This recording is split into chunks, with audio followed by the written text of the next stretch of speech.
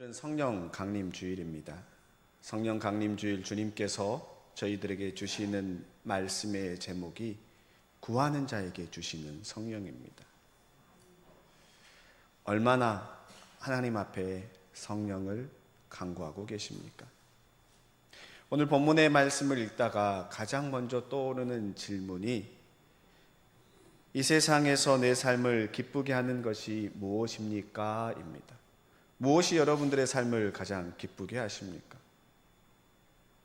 무엇이 기쁘게 하십니까? 그리스도인이고 성경 나와 있고 그러니까 여호와 하나님입니다라고 이야기하시지만, 그러면 여호와 하나님으로 이 세상에서 기쁜 삶을 살아가십니까? 많은 사람들이 무엇이 내 삶을 기쁘게 하냐, 무엇을 바라보며 살아가느냐라고 물으면 요즘 젊은 세대들 뿐만 아니라 많은 사람들이 첫 번째 하는 것이 돈입니다. 돈을 많이 모으면 삶이 기쁠 거다라고 생각합니다. 그래서 열심히 돈을 모읍니다. 돈을 모으면서 온갖 방법을 동원하지 않고 모으는데, 돈을 모으다 보니까 주변에 사람들이 없습니다. 누군가는 명예와 권력을 가지면 기쁠 것 같아서 온갖 주변 사람들을 이용해서 높은 자리에 앉았는데, 그 자리가 영원하지 않고 시간이 지나 보니까 주변에 남는 사람들이 없어요.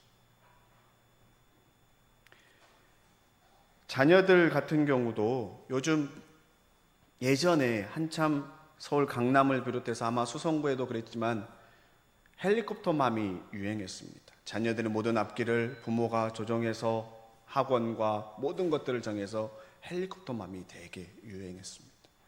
그런데 오랜 시간 지나 보니까 헬리콥터맘이 있던 그 지역의 자녀들의 우울증이 심각합니다. 과연 무엇이 우리의 삶을 기쁘게 하고 행복하게 할까?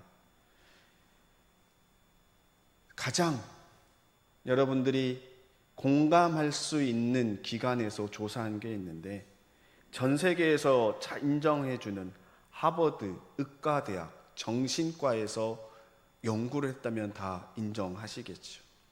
거기서 성인 발달 연구를 했는데 1, 2회가 아니라 오랜 시간 2년에 한 번씩 정기적으로 끊임없이 한 가지 질문, 어떤 삶의 조건이 사람을 건강하고 행복하고 오래 살게 하는가 끊임없이 질문을 하고 조사를 했는데, 그 결과가 무엇이냐면 많은 돈, 높은 지위나 명예가 아닌 좋은 인간관계라고 나왔습니다. 한번 생각해 보시기 바랍니다. 이 세상 살면서 돈은 있다가 또 없는 건데, 돈도 잃고 건강도 잃고 모든 것이 나에게 사라진 그 상황에서 한결같이 가깝게 보내는 친구가 있다면 그 삶이 어떠할 것 같습니까? 사업을 하면서 친구의 돈을 빼돌려 부도를 맞게 하는 것이 아니라 어떻게든 부도나지 않게 최선을 다해 도와주는 친구가 있었다면 어쩔 수 없이 부도를 맞아도 다시 한번 일어날 힘이 생기지 않겠습니까? 다시 말해, 내 삶을 기쁘게 하는 것은 내가 어떠한 환경에 처해 있다 할지라도 함께할 사람이 있다라는 것, 그것이 가장 행복한 삶이고 기쁜 삶이라고 이야기하는 겁니다. 그렇다면 그리스도인에게 삶을 기쁘게 하는 것은 주님과 함께하는 삶입니다.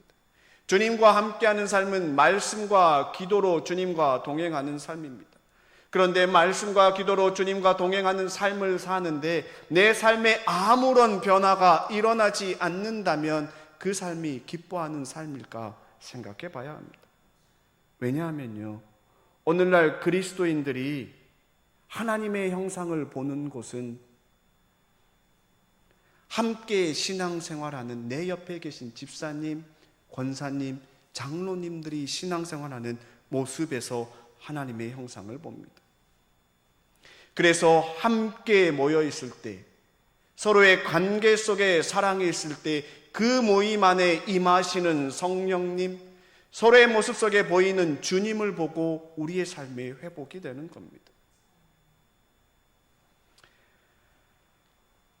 함께하여 회복하는 교회는 다른 것이 아니라 옆에 있는 집사님, 권사님, 성도님의 모습 속에서 주님의 형상을 보고, 또 내가 하나님의 말씀과 기도로 주님과 동행하는 모습 속에서 주님의 형상이 나타날 때 그 안에 회복함이 임하는 겁니다.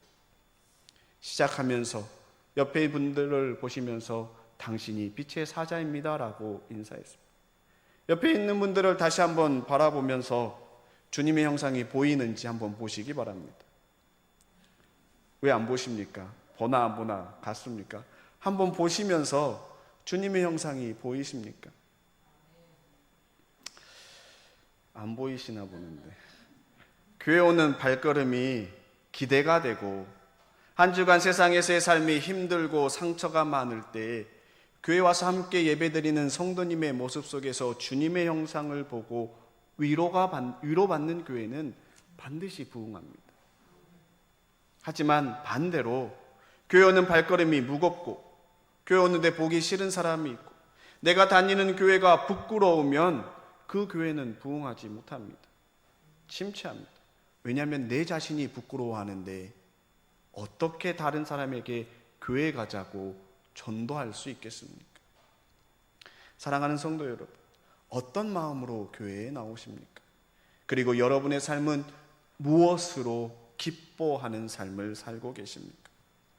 성령 강림주일, 저와 여러분들이 읽은 요엘서 말씀, 사도행전 말씀, 누가복음 말씀을 보면 한결같이 하시는 말씀이 구하는 자에게 주시는 성령입니다. 구하지 않으면, 찾지 않으면, 노력하지 않으면 내 안에 성령 충만함의 기쁨을 누릴 수가 없습니다. 얼마나 구하고 계십니까? 얼마나 찾고 계십니까? 먼저 요엘서의 말씀을 보겠습니다. 요엘서 말씀에 보면 그 당시 남유다 땅에 메뚜기가 가득해서 먹을 것이 사라지고 이에 더하여 가뭄으로 먹을 것이 없는, 이전에 겪어보지 못한 힘든 시기를 보내고 있습니다. 이에 요엘 선지자가 이스라엘 백성들에게 나와 하는 말씀이 더 크고 두려운 여호와의 심판이 오기 전에 회개하고 돌아올 것을 선포합니다. 왜냐하면 이스라엘 백성은 하나님의 백성이기 때문에 하나님과의 관계가 회복되어져야 하는데 하나님과의 관계가 끊어졌기 때문에 이야기하는 겁니다. 많은 그리스도인들을 보면요, 가끔 이야기하다 보면 우리 성도님들 중에서도 그런 분들이 간혹 계시는데 무슨 일을 하다가 안 좋은 일이 생기면 뭐라고 이야기합니까? 내가 하나님께 뭐 잘못했나? 왜 나에게 이런 일이 있지라고 이야기합니다. 근데 그런 말을 하지 말라고 하지만 왜 그와 같은 생각을 합니까? 기본적으로 내가 하나님의 백성이고 하나님과의 관계가 바르게 설정되어 있는데 내가 하나님 앞에 몸과 죄지은 듯한 마음의 부담감이 있기 때문에 무슨 일이 생기면 내가 하나님 앞에 죄지어서 그런 걸까라고 이야기합니다. 그러면 그때 바로 회개하고 주님 앞에 나오면 그 끊어진 관계가 회복됩니다. 회복되고 돌아오면 어떤 일들이 일어나면 오늘 본문 23절에 기록하는 것처럼 시온의 자녀들아 너희는 너희 하나님 여호와로 말미암아 기뻐하며 즐거워할지어다. 천지를 창조하고 다스리시는 분이 여호와 하나님이시기에 지금의 가뭄이 해결되고 때에 따라 이른 비와 늦은 비를 주시면서 다시 한번 먹을 것을 회복해 주시는 그것으로 인하여 감사하고 기뻐하게 되는 겁니다. 메뚜기로 인하여 먹을 것이 없던 이 땅에 마당에는 밀이 가득하고 독에는 새 포도주와 기름이 넘친다라고 이야기합니다. 그리고 25절에 내가 전에 너희에게 보낸 큰 군대 곧 메뚜기와 느치와 황충과 팥죽이가 먹은 횟수대로 너희에게 갚아주리. 정말 하나님의 심판이 크게 임하기 전에 이스라엘 백성들에게 경고를 주신 겁니다. 그리고 그들이 회개하고 돌아오니까 26절과 27절에 다시 한번 말씀하시기를 나의 백성이 다시는 수치를 당하게 하지 아니하리라. 이스라엘아 이제 너희는 알게 될 것이다. 내가 너희 가운데 있다는 것과 내가 주 너희의 하나님이라는 것과 나 말고는 다른 신이 없다는 것을 깨닫게 될 것이다. 내 백성이 다시는 수치를 당하지 않을 것이다. 사랑하는 성도 여러분, 한번 생각해 보시기 바랍니다. 교회 다니고 신앙생활하는 성도님들의 얼굴이 찌그러져 있고 화가 가득하고 짜증이 나 있으면 누가 욕을 먹습니까? 그 사람입니까? 아니면 그 사람이 다니는 교회와 하나님입니까? 우리가 속한 교회가 세상의 손가락질을 받는 것입니다. 이는 교회와 하나님이 함께 세상 사람들에게 수치를 당하는 겁니다. 그렇지 않도록 하기 위해서는 어떠한 환경에 있더라도 흔들리지 않는 믿음, 말씀과 기도로 주님과 함께하는 행복한 삶을 살아야 합니다. 하나님과 함께하며 행복한 삶을 사는 것은 하나님과의 끊어진 관계를 회복하는 것이고, 그 회복으로 인해서 성도 간의 관계도 회복하는 것이고, 그러할 때 함께 모이기에 힘쓸 때 서로의 모습 속에서 주님의 형상을 보며 주님께서 함께 하시는 사랑을 나누는 모습으로 회복되어질 때에 그 교회 안에 회복함이 있고 부흥이 임하는 겁니다. 이스라엘 백성이 회개하고 돌아온 이후에 28절 말씀에 그 후에 다시 말해 주님께서 우리 가운데 있어서 주님께서 내 주 하나님이라는 것을 아는 순간, 다른 신이 없다는 걸 깨닫는 순간 하나님의 영이 만민에게 부어집니다. 하나님의 영이 만민에게 부어질 때, 성령이 우리 안에 가득할 때 자녀들이 장래를 말할 것이고 늙은이는 꿈을 꾸고 젊은이들은 이상을 보게 된다고 이야기하고 있습니다. 사랑하는 성도 여러분, 성령이 우리 안에 가득 임하면 어떤 일들이 우리 안에 일어난다고 생각하십니까? 자녀들이 장래일을 말하는 것은요, 성령이 자녀들 안에 충만하니까 내가 주님을 위해 무엇인가 해야겠다라는 결단과 다짐을 하게 되는 겁니다. 내 욕심을 위해 하는 것이 아니라 내가 무엇이 되어서 하나님의 영광을 드러내는 삶을 살겠다고 장래일을 이야기하는 겁니다. 늙은이가 꿈을 꾼다라는 것은 나이가 많으면 꿈이 사라집니다. 지금까지 살았는데 앞으로 뭘 기대하며 사는, 그냥 살면 되지 노력하지 않고 꿈이 사라집니다. 하지만 성령이 충만하니까 남은 기간 동안이라도 내가 주님을 위해 일해야겠다라는 다짐을 하게 됩니다.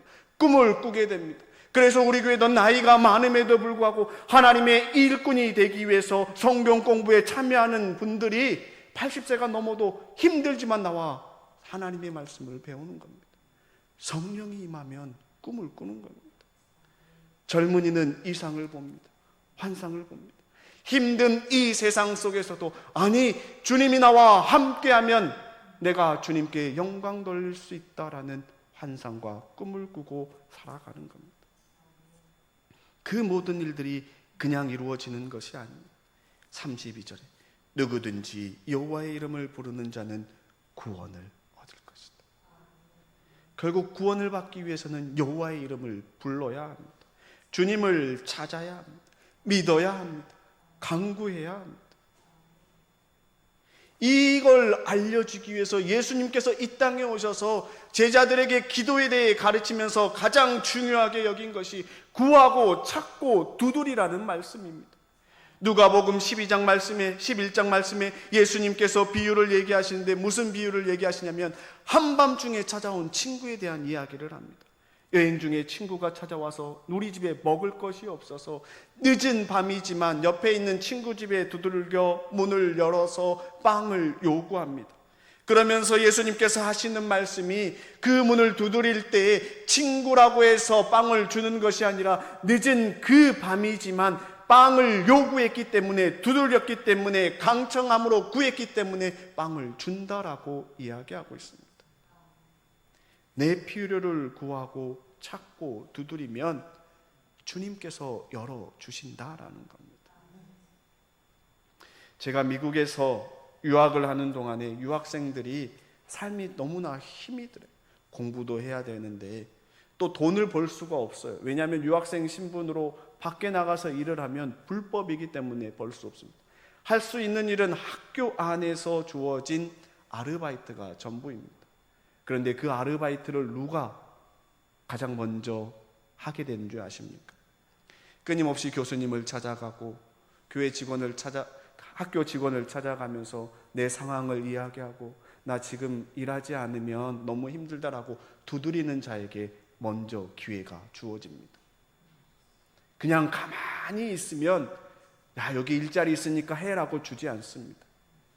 다시 말해서 구하고 찾는 자에게 문이 열리는 겁니다. 예수님께서도 말씀하시기를 구하는 이마다 받을 것이고 찾는 이가 찾아낼 것이고 두드리는 이에게 열릴 것이다 라고 이야기하고 있습니다. 이 시대를 살아가는 수많은 그리스도인들이 있지만 그 그리스도인들 중에 성령 충만함을 받는 자는 주님의 전화와 두드리고 구하고 찾는 자인 줄로 믿으시기 바랍니다. 누가복음 11장 13절에 너희가 악할지라도 좋은 것을 자식에게 줄 알거든 하물며 너희 하늘 아버지께서 구하는 자에게 성령을 주시지 않겠느냐 하시니라.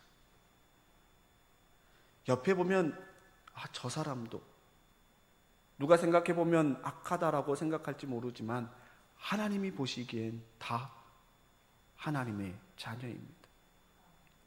그래서 사모하고 구하는 자에게 성령 충만함을 줍니다. 여러분들이 성령 충만함을 받기 위해서는 주님의 전화와 하나님 앞에 주일 한번 예배드리는 것에 그치는 것이 아니라 수요 기도에 주님의 전화와 간절히 기도하고 울부짖는 겁니다. 매일 카카오톡 말씀을 읽고 묵상하면서 그 자리에서 주님 나에게 성령 충만함으로 임재하여 주시고 내가 전도하고 싶은 그 영혼의 마음을 주님께서 열어주시라고 기도해야 되는 겁니다. 다른 사람이 나오건 나오지 않건 중요한 건 내가 하나님의 은혜 성령 충만함을 받는 겁니다. 다른 사람이 나오지 않는 것은 그 사람이 간절함이 그만큼 적은 것이기에 그 사람을 위해 기도하면 되는 겁니다. 옆에 있는 사람이 나와서 기도하면 성령 충만함을 받는 것은 그 사람이지 내가 아닙니다. 그런데 우리는 나보다 주변 사람들에게 관심이 더 많습니다. 중요한 것은 내가 사모하고 성령 충만함을 받아서 은혜가 옆으로 전달되는 겁니다. 내가 은혜 받고 내가 변해서 내가 성령 충만함을 누리면 옆에 있는 분이 나도 함께 그 은혜를 받고 싶다라고 해서 함께 나오는 겁니다. 내 안에 변화가 없고 자꾸 다른 사람 이야기하면 서로가 상처를 받습니다.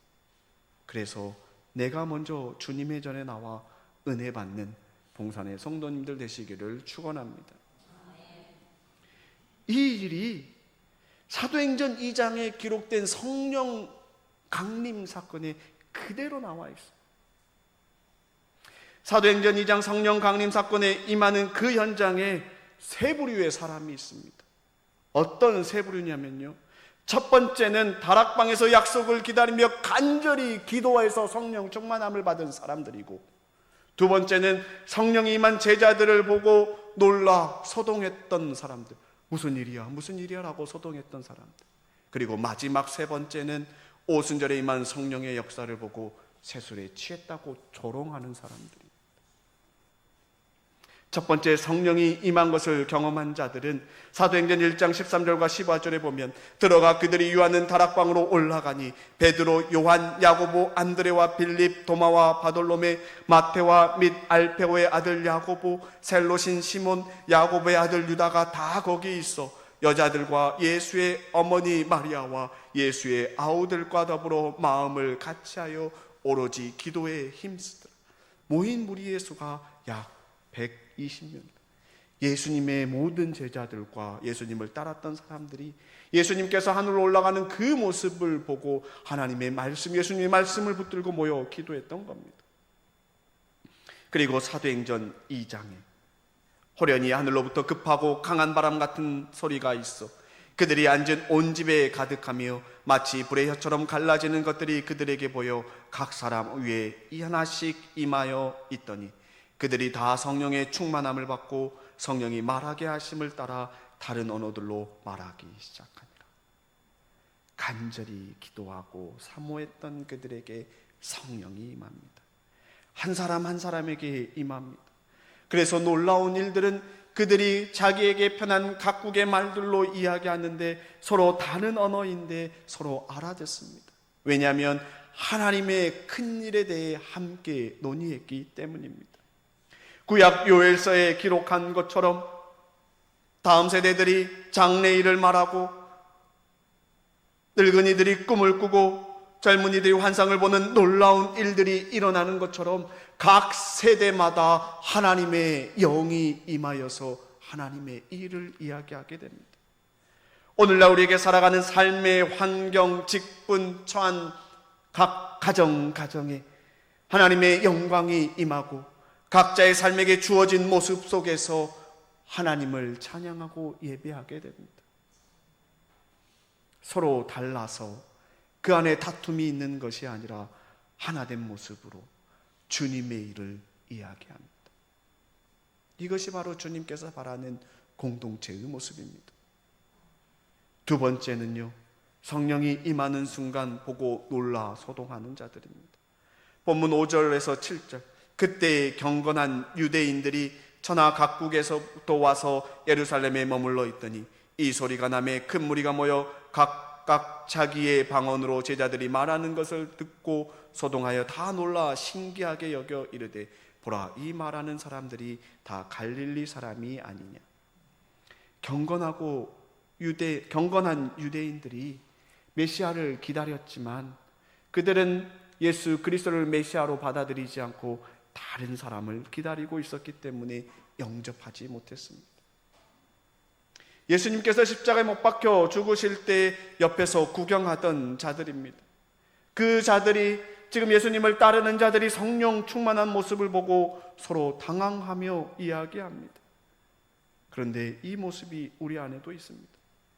누군가는 열심히 기도하고 성령 충만함을 사모하는 신앙생활을 하는 사람이 있는가 반면에 누군가는 그저 바라만 보고 있는 자가 있습니다. 다른 사람이 성령 충만함으로 변해가는 모습을 보고 놀라합니다. 예수님을 믿고 저렇게 변할 수 있을까? 그러면서 나 자신은 변하려고 노력하지 않고 나만의 틀 안에 갇혀서 자신만의 울타리 안에서 신앙생활하며 어떠한 변화도 추구하지 않는 그저 구경하는 구경꾼에 불과합니다. 세 번째는 성령의 역사를 보고 조롱하는 자들입니다. 마지막 13절에 어떤 이들은 조롱하여 이르되 그들이 새술에 취하였다 하더라. 타락방에 모여 기도하면서 성령이 임하여 방언을 말하고 하나님의 큰 일을 이야기하는 그 순간 무슨 일이 일어나는 줄 모르고 그저 조롱하고 비난합니다. 특별히 내가 알아듣지 못하는 말로 서로 이야기하는 모습을 두고 저들이 술에 취했다라고 이야기하고 조롱합니다. 근데 이러한 사람들은 오늘날에도 분명히 존재합니다. 교회 밖에도 있고 안타깝게도 교회 안에도 있습니다.